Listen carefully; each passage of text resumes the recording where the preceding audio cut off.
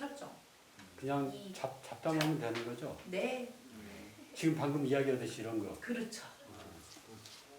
오늘은 첫 시간이랑 다른 거 없어요. 그냥 변호사님들 재미있는 뭐 서로들 이렇게 꼭 뭐가 이렇게 지정된 주제보다도 편하게 말씀 나누시고 그런 것들 있잖아요. 요즘 그런 것은 이제 우리 오 변호사나 신 변호사 둘이 많잖아요. 말 많이. 아유, 그래도 대표님이시니까 계시는 것으로. 시작한 겁니까?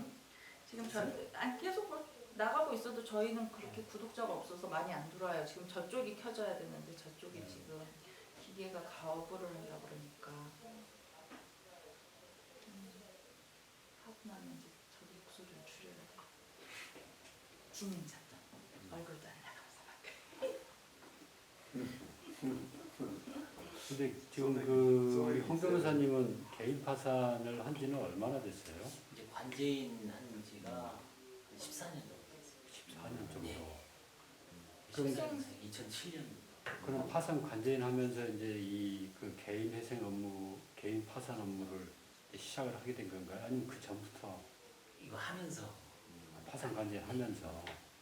저는 이제 뭐 개인 파산은 가끔 어쩌다가 하는데 몇 건 못 하고 이제 아예 그 법원을 통해서 이제 관제 업무로서 이제 개인 파산을 접근한. 근데 무슨 어떤 계기가 혹시 있었습니까? 계기는 이제 그 당시에 이제 제 동기가 대학 동창이 친한 친구가 판사로 와서 네. 2007년도가 어떻게 되냐면 우리나라가 이제 개인 파산 통계를 보시면 2005년도가 최정점입니다. 서울중앙에만 한 5만 건 1년에 들어오고 되는데 전국적으로 15만 건 들어오고 되는데 2005년도에 그렇게 예, 개인 파산이 많았어요. 예. 왜 그랬을까요? 그때가 이제 IMF IMF하고 터지고 카드사 카드사 대 2002년도에 카드사 카드 대란이 네. 2003년 끝나고 그거를 해결하기 위해서 법원에서 적극적으로 이제 다 들어와라. 그러니까 2003년부터 대거 푸는 것 같아요. 3년도, 4년도, 5년도. 2003년은 2002년쯤 접수 들어간 사건들이 면책 나는 데까지 2004년, 2005년까지 갔고요. 네. 2003년에 접수했던 사건들이 2004년 하반기 면책이 많이 났고 심하게 저기 한 번은 2004년에 접수 들어간 사건들이 2004년에 면책 결정이 날 정도로 그때가 한참 이제 앞에는 이 사건인지 저 사건인지 몰라서 제대로 못 밀어내 처리를 못하고 판사님들 생각에 채무자들은 다 남의 돈을 떼먹으려 한다고 무조건 떼먹는다 이유 없이 떼먹는다 뭐 이런 식으로 도덕적 해이 뭐 이런 거 뭐 그런 얘기들을 하시면서 내가 면책을 해주면 채권자들한테 남 미움받는 거 아닌가 뭐 이런 것들이 되게 크셨대요. 그래서 이제 정형화된 파산 신청서 자체가 생긴 것도 2004년이거든요. 그 무렵이 이제 한참 법원도 생각이 바뀌고 이게 그렇지 않다는 것도 있었고 그래서 2004년에 보정 나오는 거 보면 제일 많았던 게 당신이 사용한 모든 카드사, 모든 대출건에 있어서 빌린 원금부터 그동안 갚았던 이자의 총 합계 5년간 평균 내서 그거를 다 표로 만들어서 제출하라는 게 기본 보전이었어요. 개인 파산이 있어요. 그러니까 그 2002년도 이때 이제 그 경기를 좀 부양하기 위해서 카드를 남발했잖아요. 그냥 막 찾아가서 카드 발급해주고 또 길거리에서 이제 카드 발급해주고 이러다 보니까 이제 카드가 이제 남발이 되고 이제 카드를 소지하게 된 사람들이 나중에 갚을 생각은 하지 않고 마구 쓰다 보니까 이제 신용불량자 되고 그렇게 돼서 이제 파산이나 회생으로 강된 사람들이 그렇게 이제 많이 늘어났던 거네요. 이제 법원에서는 너무 많이 들어오니까 이걸 이제 판사들이 어떻게 해결할 수 없으니까 이제 관제인을 뽑아라. 그래서 이제 그 당시 제 기억은 서울중앙법원에 16개 파산단도 있었거든요. 예. 물론 이제 같이 했을 거예요. 1, 2, 3, 4, 5, 6. 실제 개인 파산 업무를 담당하는 판사 한 8명 정도, 8, 9명인데 이제 원래는 이제 변협을 통해서 이렇게 이제 공식 공문을 보내서 이제 뽑는 게 아니라 그 당시에는 이제 판사가 초창기니까 이제 일하기 이제 편해야 되니까 아는 사람 위주로. 그러니까 이제 뭐 동기라든가 후배라든가 대부분 다 그랬어요. 그래서 일단은 뽑아서 이제 사건을 많이도 안 줬습니다. 한 달에 한 건. 그래서 이제 일단 발족을 시켜놓고 주로 이제 판사들이 보기에 문제가 좀 심각한 사안, 뭐 사행위 소송이 걸려 있거나 아니면 좀 크게 사업을 했거나 좀 그런 사건 위주로 이제 예납금도 되게 높았거든요 그 당시에 한 300에서 500 정도. 그러다 보니까 이제 이렇게 하나 이제 선임을 해서 거기에 이제 뭐 배당 절차도 해보고 그다음에 이제 그렇게 해서 이제 7년도, 8년도, 9년도 이런 식으로 이제 시간이 가서 법원에서 이제 관제인 수도 늘리고 선임권 수도 늘리고 대신 이제 비용은 점점 줄여서 이제 지금 이제 30만 원이잖아요 원칙적으로. 그다음에 전부 선임. 예전에는 선임률이 뭐 1% 저희 처음에 할 때. 그다음에 이제 2010년도에는 한 10%. 그다음에 11년도에는 뭐 30%. 12년도에는 아예 다 선임해라 그냥 100%. 대신 이제 금원은 국민들 부담되니까 일단 30만 원을 하라. 대신 이제 관제인들한테는 사건은 이제 뭐 50건씩 예전에 그걸 월 50건. 예 처음에 한 4, 50건씩 줬어요. 월 50건이 굉장히 바쁘겠네요. 정신없겠네. 그러니까 이제 저희들도 그렇죠. 그 당시에는 이제 50건이면 전담 직원도 하나 두고 그다음에 조사하는 것도 이게 이렇게. 근데 이제 전체적으로 보면 그 체크리스트가 그렇게 해서 생긴 겁니다. 지금 이제 그것도 이제 체크리스트 처음에는 한 50개 정도. 50개 나왔다가 지금 20건 29개에다가 이제 올해 더 줄여. 좀 더 문턱이 너무 높다. 일단 예전에는 보면 진짜 엄청났어요. 그거를 전주가 그랬죠. 전주는 지금도 가장 힘든 법원 중에 하나가 전주예요. 이번에 이제 왜요? 국정감사에서 한번 두드려 맞았잖아요. 박주민 의원이 전국에 있는 개인 파산이나 현황 자료를 제출하라. 그래서 보니까 부산, 울산, 전주. 울산, 전주. 왜냐면 개인 인생 인가율이 한 30%가 20%가 차이가 나요. 서울이 예를 75%면 부산은 50% 빼면 안 되고 울산은 뭐 또 한 50%. 40%. 전주 20%, 10%. 파산 면책에 관해서도 전국 법원 중에 가장 낮고요. 전국 법원 평균으로 계산하면 85% 정도 나온다고 하거든요. 그거의 85%를 깎아먹는 게 중앙은 95% 이상인데 깎아먹는 데가 전주예요. 그 우리가 생각할 때 전주하면 좀 인심도 좋고 좀 후덕한 것으로 생각하는데 이 파산 회생에 관련해서는 굉장히 그러니까 전주가 좀 왜 나가는 곳이네요. 그 예향에 그쵸? 네. 양반 도시에 네. 참 그러니까 그게 가장 심하시더라고요. 전주 지역이 그럴까? 판사들 성향이. 판사님들 성향이 빌렸으면 뭐 갚아야 된다라는 향판. 근데 개인 파산 판사들은 사실 향판은 아니거든요. 그러니까요. 대부분 이제 뭐 초임 그러니까. 초임 판사에서 그런 것 같아요. 가장 뭔가 좀 사건에 대해서 뭔가 좀 기본을 엄격하고 모르시죠. 그러니까 모르는. 그게 그 지역 그 법원의 어떤 분위기에 좀 영향을 받는 게 아닌가. 예를 들어서 아까 이제 전주하고 이제 부산하고 울산이 굉장히 좀 낮다고 그랬는데 그쪽 법원에 있는 이제 판사들 사이에서는 이 파산하고 해생 이런 것들이 어떻게 보면 좀 개인의 모랄 해저하고 연결되는 거 네, 그렇게 볼 수 아니냐. 있어요. 가장 이렇게 해서 상당히 좀 부정적으로 보고 부정적으로 보는 분위기가 형성되어 있기 때문에 이제 그렇게 낮았던 게 아닌가 이렇게 생각이 드네요. 그러니까 이제 사실은 제가 보기에는 이 파산 특히 개인 파산 쪽은 예. 저는 뭐 법인은 잘 모르겠지만 개인 파산 쪽은 그 이제 위에 계신 분들 법원장이나 예. 수석 부장판사 그다음에 부장판사 이 담당하는 부장판사님들이 의지가 되게 중요해요. 예. 그런 분들이 이번에도 저희가 이제 서류를 14개를 줄이는 것도 뭐냐면 이제 수석부장 예. 이번에 석용환 네. 그분은 사실 우리나라 파산 면책 1호거든요. 예전 98년도인가 그때 서울중앙지방법 민사 59 시절에 예. 면책을 우리나라에서 최초로 해주신 분이에요. 대한민국에서. 72년 면책사건. 그러니까 그러니까 그때부터 그 다음에 이제 미국 같은데 뭐 유학 갈 때도 개인 파산을 이제 중점적으로 연구하고 예. 그 다음에 이제 새로운 통합도산법에 또 관여하시고 그다음에 저희가 2012년도인가에도 이제 개인 파산 관련 부장 판사를 맡으셨는데 그때도 이제 관제인들한테 항상 그때 이제 저희 관제인들이 한 4-50명 되거든요. 예. 좀 쉽게 얘기해서 좀 센슬해라. 좀 조사도 그렇고 뭐 평가하는 것도 그렇고 이번에 이제 그분이 재작년에 이제 최고 책임자 뭐 사실 법원장님이야 이제 뭐 파산 회생에 대해서 잘 모르시는 분이 아직까지는 예. 그분이 이제 수석부장으로 오시니까 이제 좀 완화하는 쪽으로 하신 것 같아요. 신 변호사님. 네? 신 변호사님은 주변에 막 어렵다고 하시는 분들 안 계세요? 변호사님들도 개업하시고 잘 안 되셔가지고 막 힘들어하시잖아요. 요즘.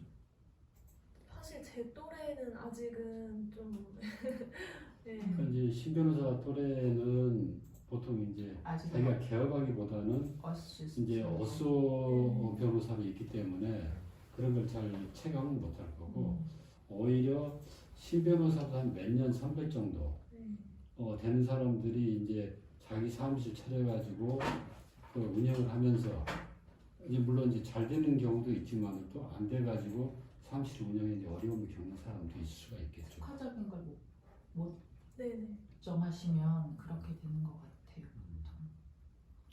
그러니까 나도 지금 이제 변호사를 한 지는 지금 한 13년째가 이제 되는데 이 서초동에서 이제 변호사를 하면서 느낀 게 야, 그 젊은 친구들이 나와가지고 여기 서초동에서 개업을 해서 이 자리를 잡기가 참 쉽지 않겠다 이런 생각을 많이 하거든요. 그러니까 이제 저 같은 경우는 이제 검찰에서 쭉 있다 나와가지고 어떤 이제 검찰에 있었던 이제 어떤 경험이라든가 뭐 이런 것들이 하나의 이제 무형의 자산이 돼가지고 변호사로서 이제 어떻게 보면 이제 연착륙을 했다고 할까 그렇게 이제 시작을 했는데 그런 거 없이 그냥 바로 시작한 사람들은 아 정말 이 대단한 사람들이다. 그래서 나는 옆에 이제 우리 오 변호사가 있지만은 오 변호사 보면서 는 항상 좀 놀래요. 오 변호사가 이제 소위 말하는 이제 정관의 어떤 프리미엄이 없이 이렇게 이제 변호사를 하는데도 불구하고 내 주변에 내가 아는 정관 출신의 변호사들보다 소백 좀. 끝나고 시원하게. 훨씬 더 잘하고 이렇게 왕성하게 활발하게 하는 걸 보면은 그냥 옆에서 보면서 많이 좀 배웁니다. 네.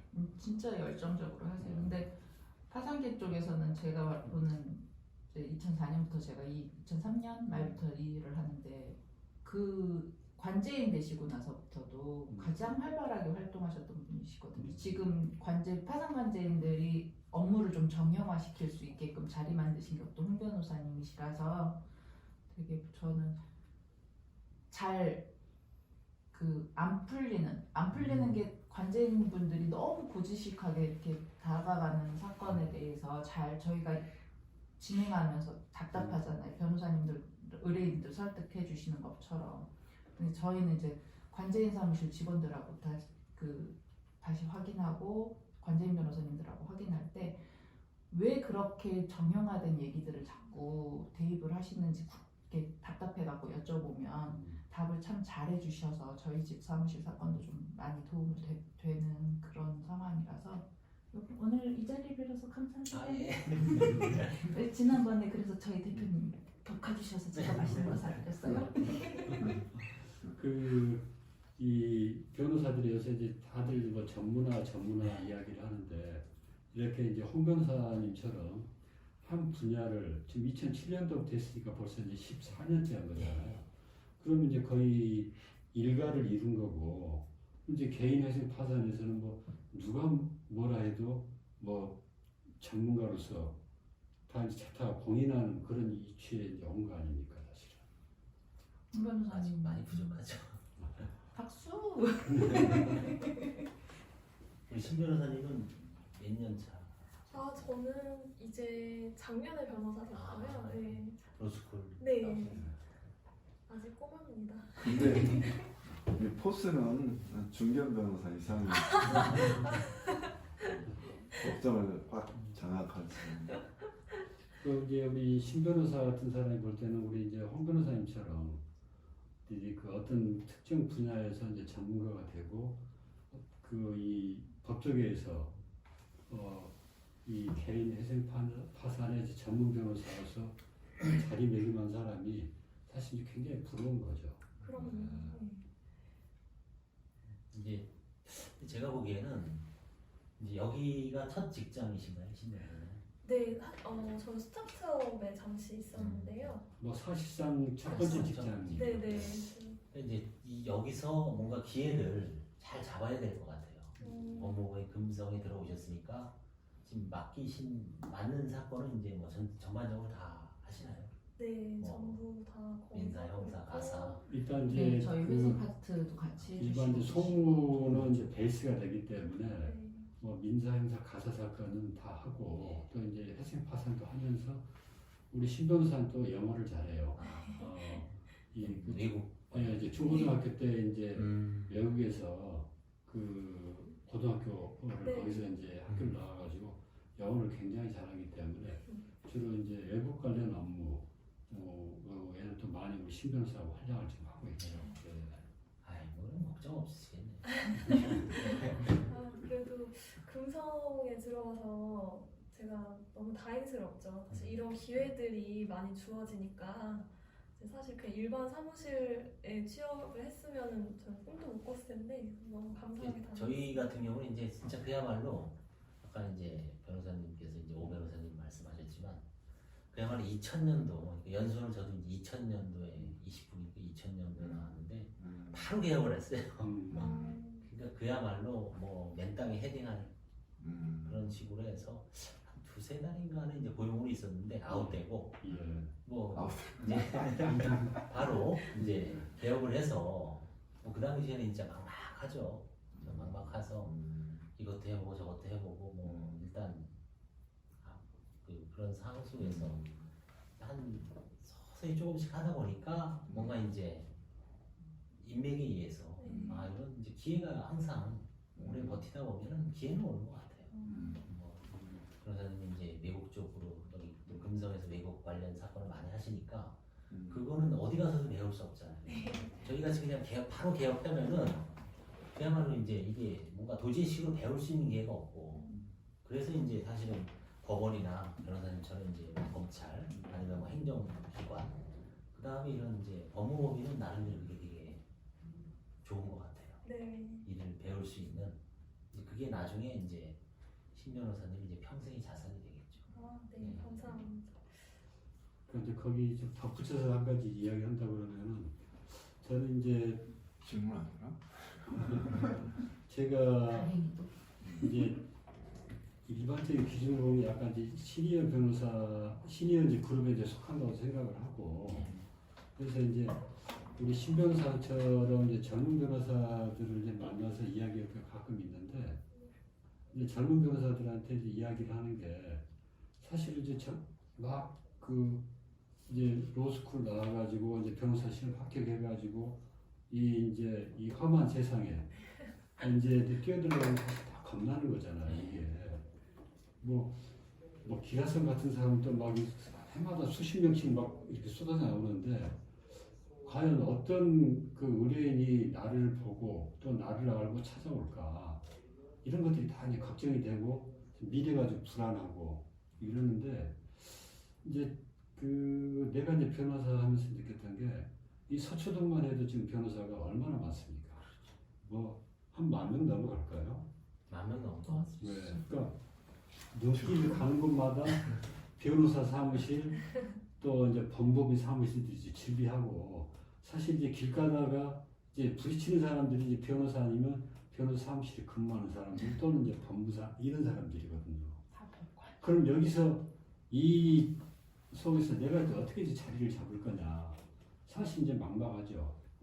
근데 이제 거꾸로 생각을 해보면 의뢰인들, 클라이언트들이 입장에 생각해 보면은 클라이언트들이 하는 이야기가 이 변호사는 많은데 실제로 내 일을 내가 어떤 일이 생겼을 때 믿고 맡길 만한 변호사는 찾기가 어렵다.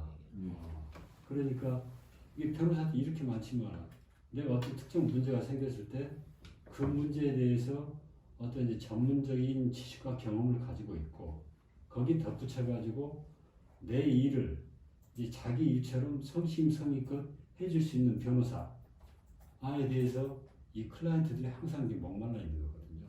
그래서 나는 이 젊은 사람들한테, 젊은 변호사들한테 이야기하는 게 미래에 대해서 걱정하지 말아라.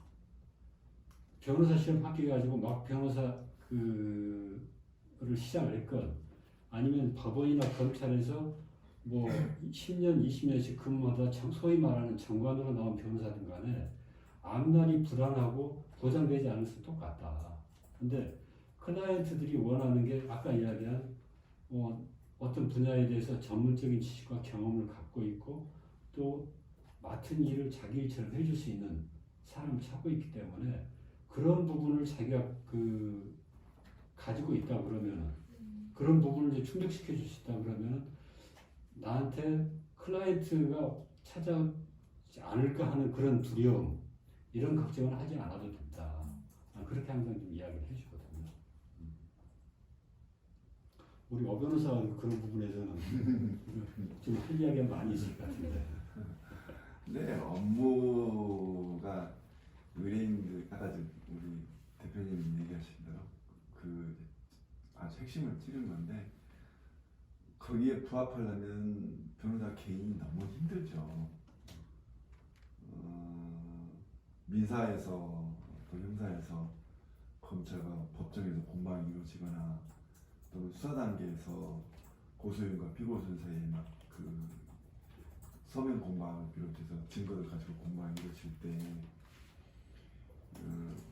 내 클라이언트 쪽에서 유리한 어떤 방향으로 간다는 어떤 그런 감이 잡히면 오히려 더 그 기분도 업되고 보람도 있고 어떤 그런 게 좀 또 수익률이나 이런 걸 따라서 그런 힐링이 되는데 밀리거나 이게 잘 안 되는 경우에 거기에 너무 깊이 동화가 되다 보니까 그에 못지않게 또 스트레스라든가 부담감이 더 크죠.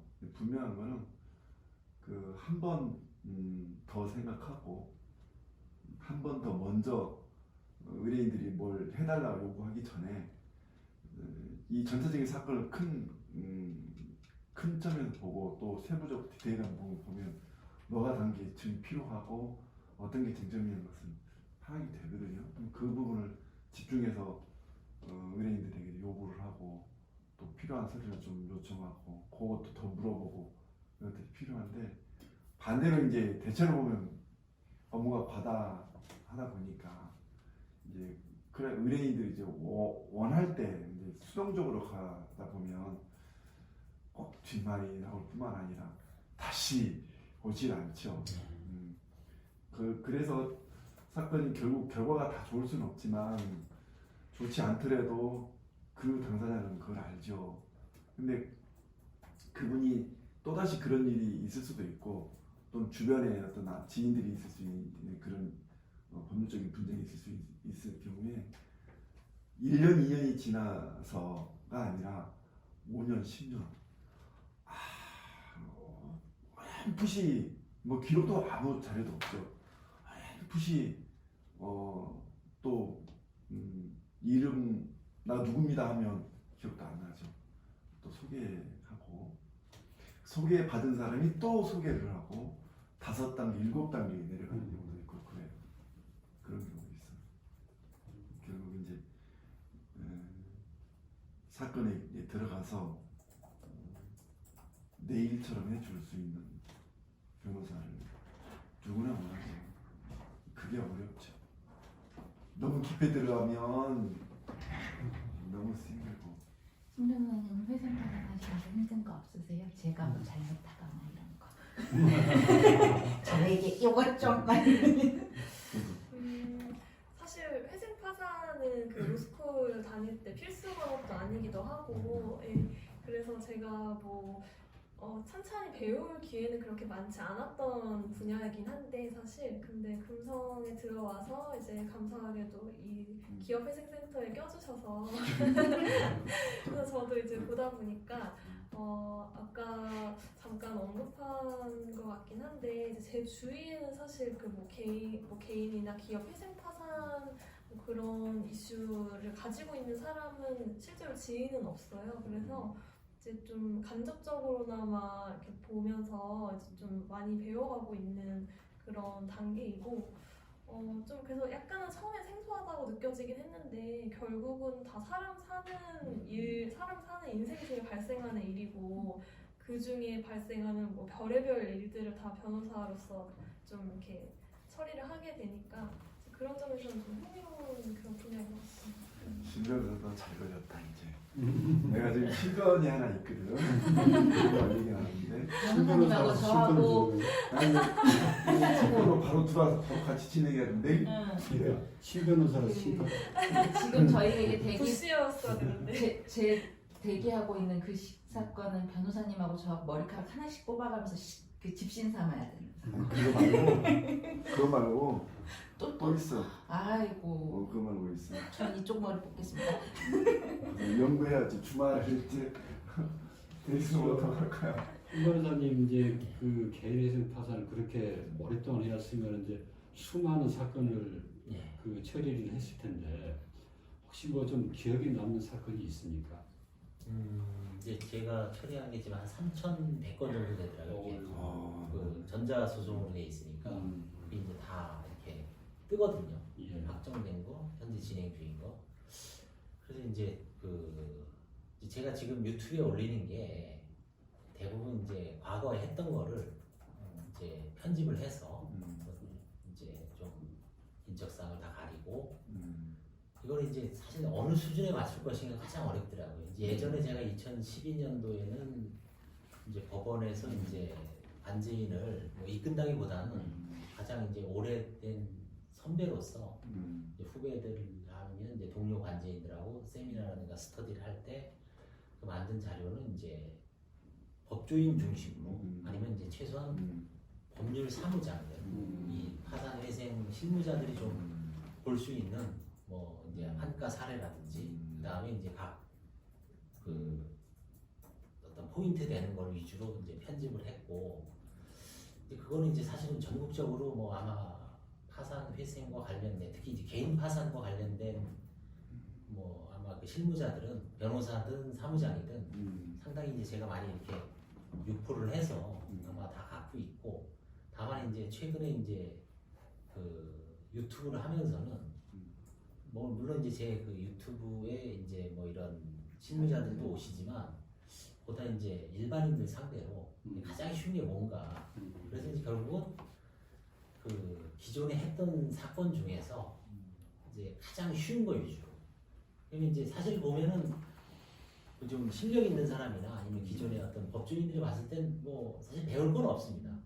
뭐 누가 이렇게 쉽게 어떤 사연으로 인해서 뭐 면책이 됐구나, 채무가 얼마구나, 뭐 이렇게 보면 사실 뭐 별거 없습니다, 사실. 근데 그 파산 어떤 경제적으로 이제 나락으로 떨어져서 좀 절망에 빠지신 분들은 이제 예를 들어서 이제 단적으로 요즘 이제 채무가 예전에 이제 기존 편견을 깨는 게 이제 급선무인 것 같아요. 예를 들어서 채무가 너무 적으면은 파산이 안 되는 거 아니냐. 근데 사실 저는 이제 500만 원짜리, 1000만 원짜리도 이제 이렇게 발굴을 해서 이제 파산한 거 예. 있습니까? 사실 금액이 중요한 건 아니다. 판사나 관제인이 봤을 때 빚이 500이건 1000이건 중요한 거는 그 빚을 과연 현재 이 사람의 그 몸 상태라든가 자산 소득으로 예를 들어서 제 기억에 남는 거는 한 600인가 700배니 안 됐어요. 근데 그런 사건이 가끔 1년에 한 번씩 들어오는데 예. 예외 없이 다 면책이 되거든요. 왜냐면 이제 그런 사람들은 대부분 뭐 정신적이든 그 육체적이든 이제 대부분은 제가 보면 정신적인 문제가 강한 것 같아요. 사람이라는 게 신체가 멀쩡하더라도 뭔가 절망에 빠지거나 예. 그랬을 때 그 의욕이 없죠, 그렇죠? 그랬을 때 경제 활동을 아무것도 못 하고 그러니까 그런 사람들한테 뭔가 조금 희망이 되면 이제 그런 기존의 편견을 깨트릴 수 있는 사례를 좀 최대한 발굴하기 위해서 이제 뭐 그거는 이제 가장 그걸 편집해 갖고 이제 계속 이렇게 이제 자료 올려주시면 떠들고 있습니다. 이게 지금 저희 사무실 진행한 그 서비스 사건으로 변호사님들이 형편 안 좋다고 봐주셨던 사건 중에 강땡땡 모친과 아들 김땡땡 그 사건 2건이요. 관제인 인합금 명령 나왔거든요. 근데 그분 그 기초생활수급자, 죽어서 수급자, 어머님은 죽어서 수급자로 되어 있고 아드님은 저기 되어 있어서 변호사님들이 한번 봐주셨었던 거 예납 명령 그것도 구조 절차 끝났어요. 그래서 저희 사건 2건도 예납 명령 없이 그러니까 예납 명령 납부 안 하고 관제인해서 진행되는 사건. 소송 구조로. 네. 그러니까 예납 명령이 나왔는데 그 신청서 제출할 때부터 저희가 이제 형편이 안 좋으시니까 그렇게 진행해드렸거든요. 그래서 접수를 할 때도 수급자 증명을 다 넣었는데 판사님 미처 못 보셨나 봐요. 근데 일률적으로 일단은 내고 수급 증명 첨부해서 다시 제출하라고 하더라고요. 그래서 그렇게 했더니 소송 구조 처리해서 예납금 납부 안 하고 사건 진행해주는 걸로 처리됐어요. 그분 사건 같은 경우는 그런 것들이거든요. 남편이 농수산물센터에서 일을 하시는 상황에서 돌아가셨어요. 돌아가시고 나서 이제 모자만 남으니까 하실 게 없잖아요. 근데 남편 친구분이 이제 좀 크게 그 농산물 유통업을 하시니까 내 물건 갖다 써라 해서 준 거야. 물건을 대준 거야. 그래놓고서는 물건 대금을 장사를 잘 못하 초짜들이니까 도와는 줬지만 직접적으로 장사를 못하셨던 분들이잖아요. 그분들이 그러다 보니까 이제 대금을 제때 못 주고 자꾸 이제 여기저기 이 물건만 하면은 안 되니까 저 물건 갖다 쓰고 하다가 보니까 이제 돈이 막 밀리니까 이분이 처음 물건을 대주다가 제일 많이 금액이 물리니까 아차 싶어서 이분도 집을 압류를 해버렸네. 그래놓고서는 그걸로 이제 집 팔아서 돈 줄 테니까 이 집 압류 풀어달라고 그렇게 사정을 했는데 끝까지 안 해주더래요. 남편 친구인데 돌아가신 남편 친구분인데 그래서 경매로 해서 집을 다 뺏기고 본인들은 이제 친척 집에 가서 살다가 또 찢어져서 있다가 그래도 그렇게 지내면서 이제 몸도 안 좋아지시니까 기초생활수급자가 되셨는데 끝끝내는 이제 경매 끝나고 10년 정도 다 된 상황에서 이제 와서 소송을 또 소장 날려갖고 오신 분들이잖아요, 그분들이.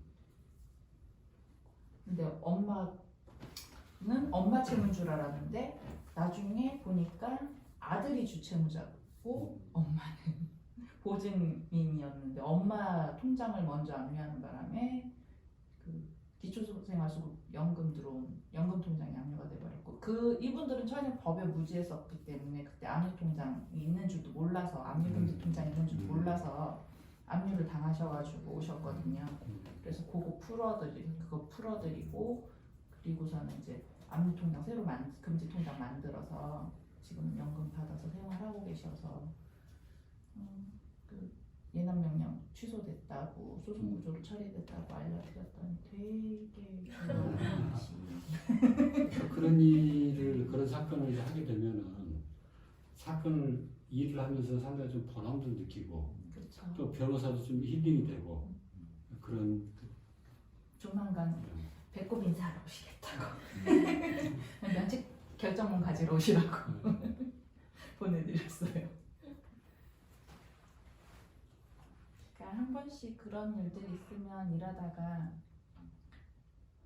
기분이 되게 좋아지잖아요. 나는 칼 들고 누굴 수술해서 의사처럼 고치는 사람은 아닌데 또 하나의 사람을 이렇게 살아나게 하는구나라고.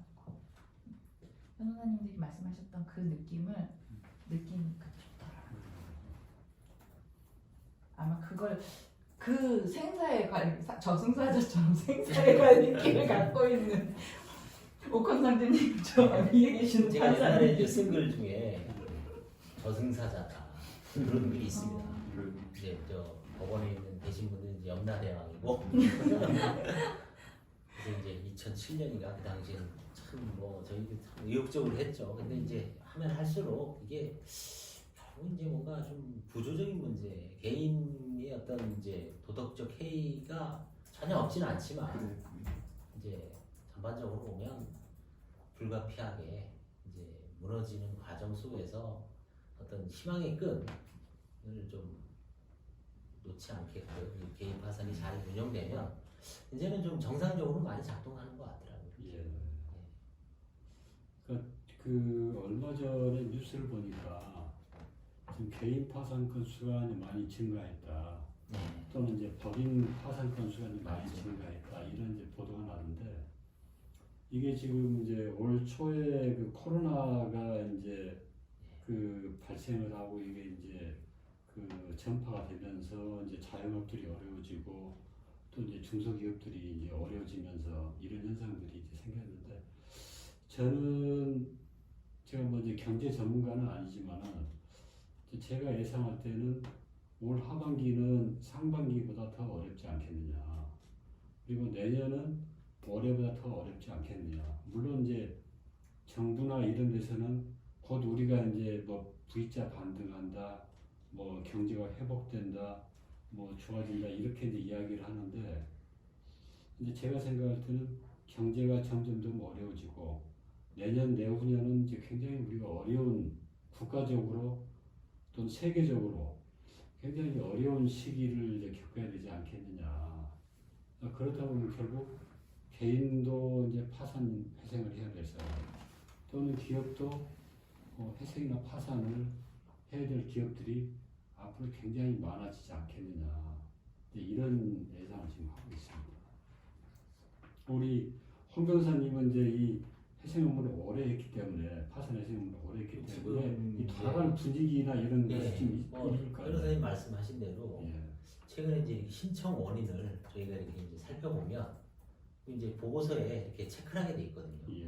이제 한 16개로 전형적인 거지만 그 최근에는 이렇게 보면 이제 코로나로 인해서 이제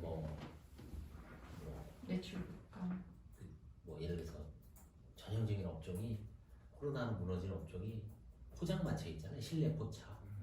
실내 포차가 무너져. 네, 왜냐면 이제 사람들 많이 못 모이게 하니까 음. 그런 간이 포차, 뭐 호프집, 그다음에 음식점에서 이제 경쟁력 없는 분들 그런 분들은 벌써 많이 무너졌고 그다음에 이제 뭐 노래방, 사우나, 그 사우나 같은 경우도 이제 가장 그 워낙 전파력이 높아서 많이 결국 이제 사람이 많이 모이는 업종으로 다중 집합 시설 위주로 이제 그런 분들이 아마 이제 서서히 들어오고 있는 것 같아요. 지금 이제 7월달, 8월달 돼서 예를 들어서 저희가 이제 한 달에 제가 한 20건 정도 하면 그 중에 한 30% 정도는 바로 이제 코로나 때문에 직접 다. 예.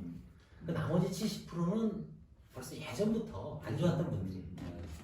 뭐 어떤 분은 이제 IMF 때 20년 만에 들어오신 분도 있고 카드 사태 때 아니면 뭐 그동안 2007년도 리만 사태 그 다음에 이제 그 이후에 뭔가 좀 부진에 빠졌던 분들이 이제 그 결정을 못 하고 그러니까 예 하던 버티다 뭐. 네, 버티다가 이제 무슨 계기가 있는 것 같아요. 본인이 게을러서 그렇고 뭐 금전적 문제도 겁난대요. 있고 게을러지기보다는 겁이 난다는 거지. 뭔가 그 인식을 이걸 자기가 어떤 그 거기서 빠져나오는 게 되게 힘든 것 같아요. 그게 뭔가 계기가 있어야지 이제 그거를 자꾸 이제 언론이나 주변에서 많이 어떤 개인 파산으로 인해서 빚이 많이 탕감된다. 그런 걸 이제 분위기를 잡아주는 것도 중요한 것 같아요. 그러니까 그런 이제 개인이든 이제 기업이든 간에 지금 이제 전반적인 상황이 어렵기 때문에 계속 이제 어려운 상황으로 가고 있는데 사실 이제 그 시점에서 어떤 이제 전문가의 그 조언 내지는 컨설팅을 받아가지고 거기서 예를 들어서 회생이라든가 이제 파산으로 가서 이 새로운 그 경제 활동도 새로운 어떤 계기 이를 이제 마련할 수가 있는데 그렇지 않고 그냥 어려운 데를 계속 쭉 흘러가다 보면 진짜 나락으로 빠져가는 경우가 있거든요. 그래서 사실 이제 지금 어려운 그 상황에 있는 분들이 이런 제도에 대해서 물론 한 번쯤 다 들어서 알고는 있을 수가 있지만은 요즘 과감하게 내가 과연 이런 이제 회생에 해당이 되는지 또는 내가 이제 파산을 하면 어떤 이점이 있는지를 좀 알아보고 이걸 좀 적극적으로 이 제도를 활용하는 게 좋지 않을까 이런 생각이 들더라고요. 일단 상담해 주시는 변호사님들이 조금 더 열려 있으시면 좋을 것 같아요. 왜냐면 그 사람들은 너무 없이 오니까 보통은 이렇게 오면 첫 번째 제가 기본적으로 상담을 하잖아요. 제일 먼저 상담해드리고 그 다음에 이분이 회생으로 가는 게 적합한지 파산으로 가는 게 적합한지를 놓고 이제 변호사님들하고 다시 회의한 다음에 그분 상담해서 파산이다 회생이다 저희가 정해드리는 것처럼 할 때 가끔은 이 회생 파산 사건이 금전적인 경제 사건 때문에 돈 때문에 이 상황을 맞이하는 경우도 있지만 다른 문제들이 발생돼서 그게 돈으로 연결돼서 회생 파산 오는 경우들이 많거든요. 근데 그럼 형사 사건, 가사 사건, 뭐 아니면 뭐 다른 비송 사건에 문제가 있을 때 변호사님들 문턱이 높은 거야. 그걸 낮춰주지 않으면 그 상담하러 오는 사람들 자체가 위축되어 있는 부분이 크기 때문에 조금 더 열린 마음으로 상담해 주시고 그러면 좋지 않을까라는 일반인의 생각이었습니다.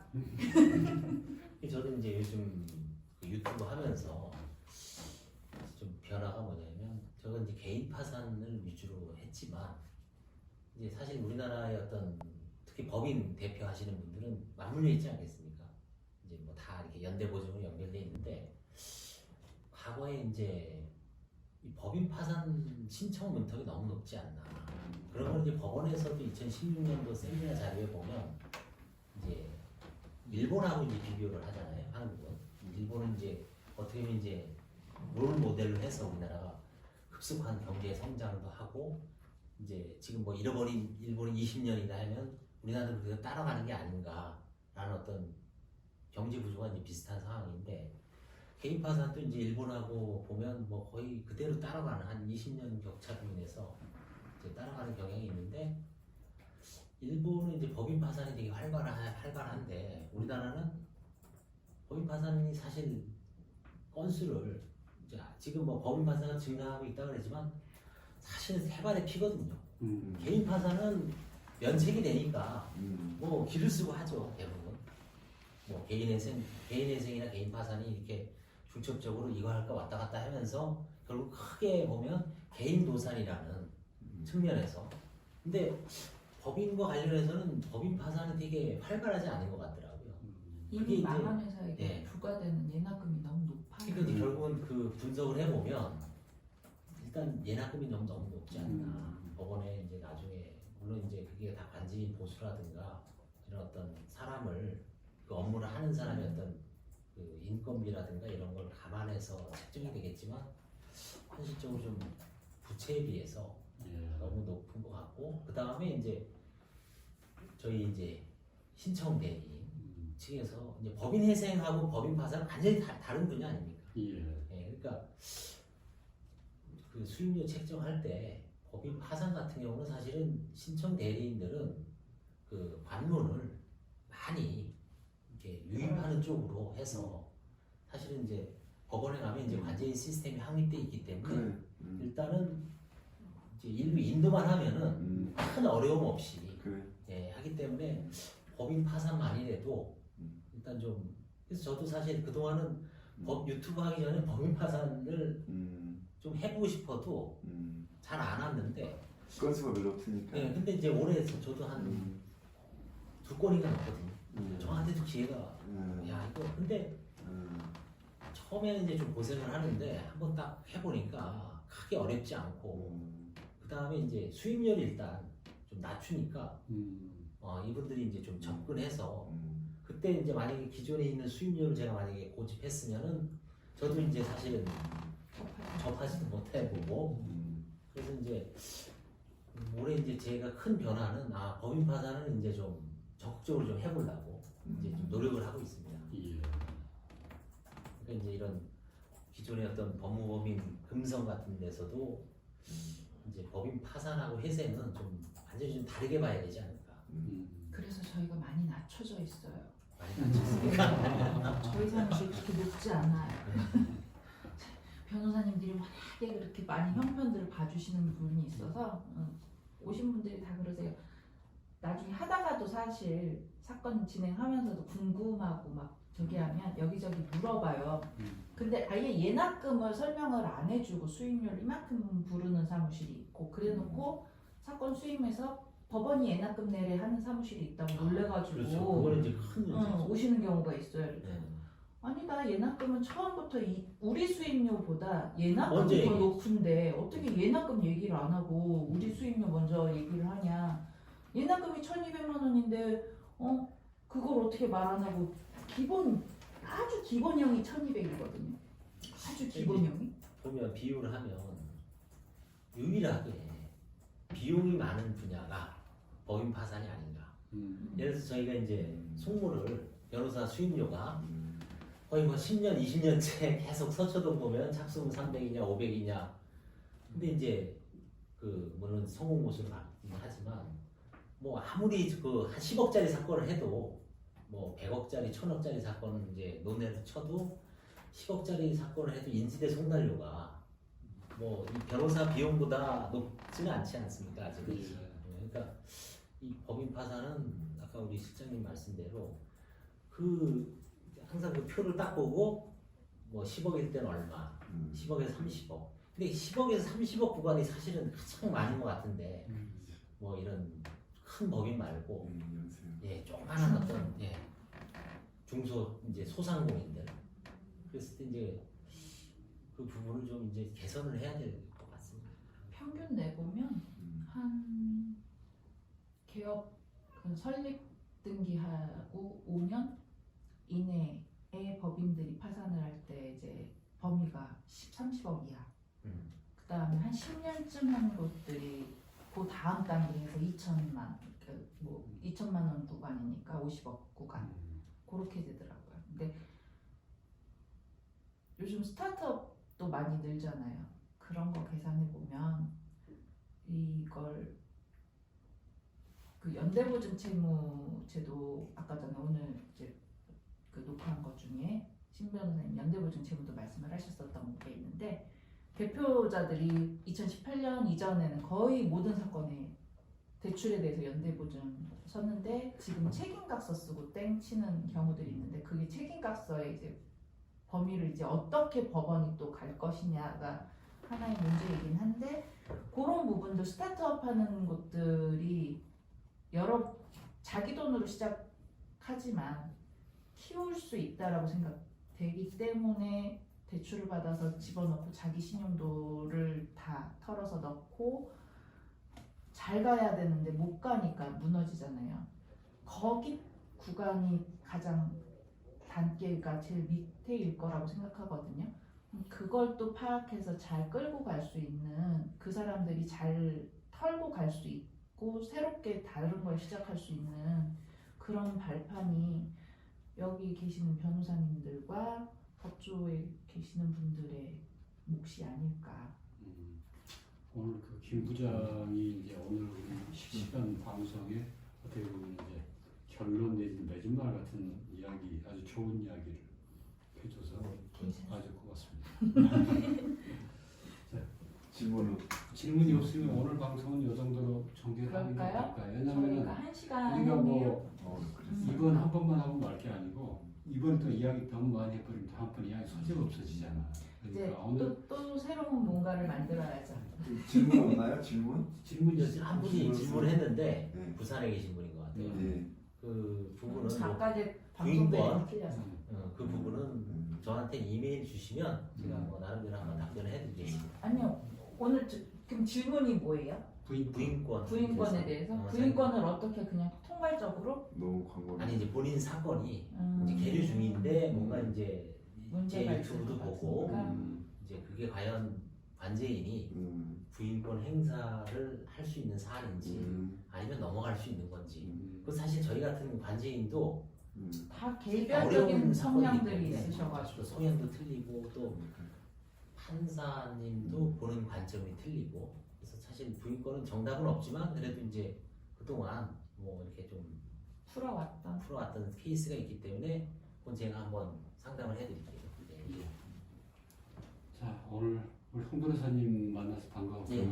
수고 고맙습니다. 많으셨습니다. 예. 알겠습니다. 알겠습니다. 네, 오늘도 고생 많으셨습니다. 네. 실반이 저도